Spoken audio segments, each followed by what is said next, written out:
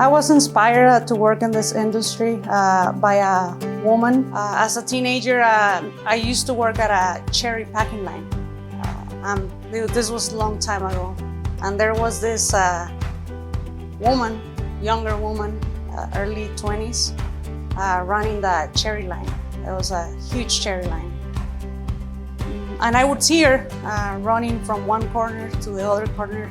She was for sure the hardest worker in the place. And when I would see her, I always said, I want to be her. And you guys might know her, Lupe Naranjo. So I met Lupe a long time ago. And she was a production manager. She was like in her early 20s. She's this fucking big. She was really petite woman. She was the hardest worker in that place. She worked there for a long time. I never said this before. But every time like she's around or that someone's talking about her, I always say like she's a really hard worker.